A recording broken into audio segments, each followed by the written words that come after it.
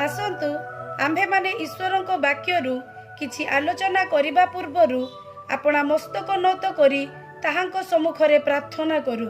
स्वर्गस्थ पिता, आजिर एही बेलारे जो जीवंत वाक्य ध्यान करबाकू जाउअछु ताहा जेपरि आम्भे बुझी पारू सेथिपाई पवित्र आत्मांकर साहाय्य दियंतु। प्रार्थना सुनिलो बोली धन्यवाद दे यीशुंक नाम रे मागुअछु, आमेन।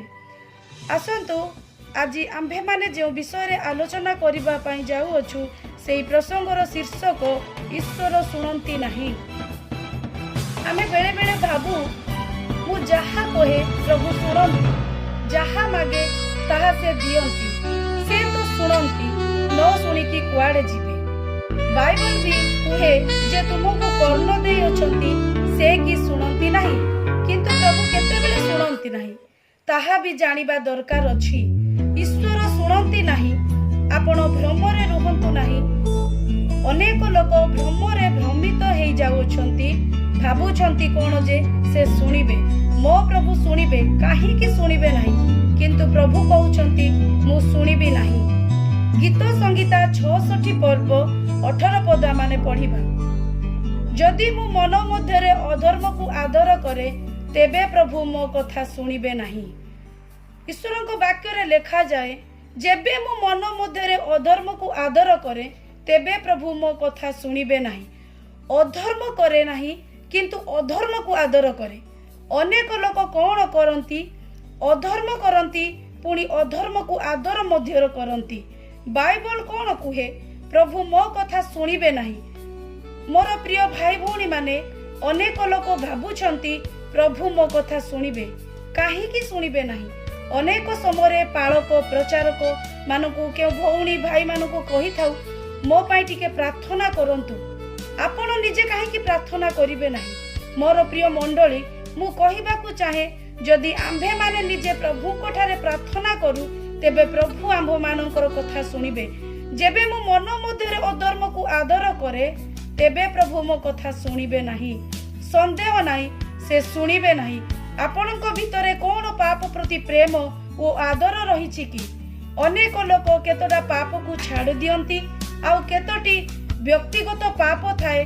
केउ पाप रे कि सुख आराम मिले, जो पाप रे कि किए जानती नाही, किए देखंती नाही, भाबी पाप करंती। किंतु प्रभु जीशु कहिबाकू चाहंती अन्य माने करि पारिबे, किंतु आमे करि पारिबा नाही। एई छोट छोट पाप करी बड़ बड़ आशीर्वाद को हरई थाउ। प्रभु आप मानक गुड़ाई विषय देबाकू चाहंती, ताहा ब्लॉकेज होइकी रही अछि। प्रभु आमनको गुड़ाई विषय देबाकू चाहंती, चाकरी क्षेत्र रे किबा बिजनेस क्षेत्र रे ब्लेसिंग देबाकू चाहंती, किंतु आम्भे माने अधर्म करिकी सेई ब्लेसिंग को हरई देइछु। आमाने हितोपदेश 28 पर्व 13 पद अध्ययन करिबा। जे आपना अधर्म आच्छादन करे से मंगल पाए नाही, मात्र जेउ लोक ताहा स्वीकार करि छाड़े से दया पाइबो। जे अधर्म को आच्छादन करे वो प्रेम करे से मंगल पाए नाही, मात्र जेउ लोक स्वीकार करि छाड़े से दया पाए। अधर्म द्वारा मंगल पाइबा नाही, दया पाइबा नाही। आज लोक माने पाप सहित खेलुछंती। खेलिबा विषय नुहे, डरिबा विषय, कारण पापर वेतन मृत्यु अटे। पाप जेउठी दंड सेठी, सर्वनाशक मध्य सेठी। तेणु समय थाउ थाउ पाप को आच्छादन करंतु। जदि अधर्म को धरी रखिबा ताहेले ईश्वर को राज्य रे प्रवेश करिबा नाही। जोहन 9 पर्व 31 पदरे लेखा जाए, ईश्वर जे पापी मानक कथा सुनंती नाही ए आम्भे माने जानु। किंतु जदि के ईश्वरक भक्त होई तांकर इच्छा साधन करे ताहेले से तार कथा सुनंती। ईश्वर कहउचंती जे पापी मानक कथा से सुनिबी नाही, किंतु से जानती जदि से ईश्वरंकर भक्त होई थाए, ईश्वरंकर इच्छा अनुसार चले ताहेले से तांको कथा सुनिबे। हितोपदेश 28 पर्व 9 पद आमाने पढ़िबा। जेउ लोक व्यवस्था सुनिबारु आपना कर्ण फेराए तार प्रार्थना ही गुणार विषय। जेउ लोक ईश्वरंकर वाक्य को सुनिबा पाई इच्छा करे नाही, से कर्ण को फेराई दिए, ताहाले ईश्वर कहउछंती जे ताहार प्रार्थना ही माने घृणा करिबा बोली परमेश्वर कहउछंती।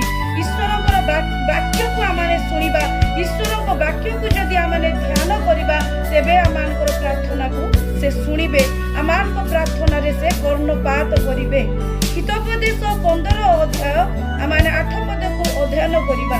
दुष्ट मानक बलिदान सदाप्रभुଙ୍କ ठारे घृणा विषय अटे, मात्र सरल लोकर प्रार्थना तार तृष्टिकर। दुष्ट मानकर से प्रार्थना शुणती नहीं, से दूरରୁ ही दुष्ट मानक से चिन्हती, किंतु सरल लोकଙ୍କୁ से ध्यान करती। से सरल भाव जे जेतेबेले ईश्वरଙ୍କ कतिरे प्रार्थना करे तेबे से तांकर प्रार्थना से शुणिबे। जिसाय 1 पर्व 15 पद आमाने अध्ययन करिबा। पुणी तुम्भे माने आपणा मानकर हस्त प्रसार कला बेले आम्भे तुम्भ मानक ठारू आपणा चक्षु आच्छादन करिबा, आउरी तुम्भे माने अनेक प्रार्थना कला बेले आम्भे शुणिबा नहीं। जदि आम्भे माने हृदय मध्यरे अधर्म पाप भरी थाए सेतेबेले सदाप्रभुଙ୍କ कतिकु जाई आमे माने नम्रतार सहित आपणा हस्त उत्तोलन करी प्रार्थना करू, तेबे सदाप्रभु शुणिबे नहीं। जाकुब 4 पर्व 3 पद तुम्भे माने मागी थाओ किंतु पाई न थाओ, कारण आपणा आपणा सुखाभिलाष रे व्यय करिबा निमंते मंद अभिप्राय रे मागी थाओ। आम्भे माने जेतेबेले सदाप्रभुଙ୍କ निकटरे प्रार्थना करू केवल आम्भ मानकर स्वार्थ निमंते करि थाउ, तो द्वारा अन्यर उपकार करि न थाउ, केवल निज पाई निज परिवार पाई चिंता करि थाउ। सेथि निमंते बाइबल रो परमेश्वर कहंती तुम्भे मागी थाओ किंतु पाई न थाओ। हितोपदेश 21 अध्याय 13 पदरे लेखा जाए, जेउ लोक दीनहीनर डाकरे कर्ण रुद्ध करई से मध्य आपे डाकिब किंतु उत्तर पाइब नहीं। जो माने निष्पेषित अवहेलित दैन अवस्था थांती, जेतेबेले आम्भ मानक ठारू किछि पाइब बोली आशा करि थांती, सेतेबेले आमे कोन देखाई करू ए सकल कार्य करी ईश्वरक कतिरे आम्भे माने प्रार्थना करि थाउ जे प्रभु आम्भ मानक जीवन रे आशीष भरी दियो, किंतु बाइबल रो परमेश्वर उपरोक्त विषय को पाइब नहीं।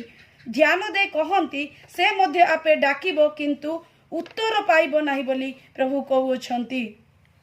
जेतेबेले आमाने आखन विषय रे आमाने चिंता करू, जिहोशे 7 1 पर्व 15 पदरे कहउछंती जे समस्त पदरे लेखा जाए जे पदरे आखन को विषय रे कहउछंती।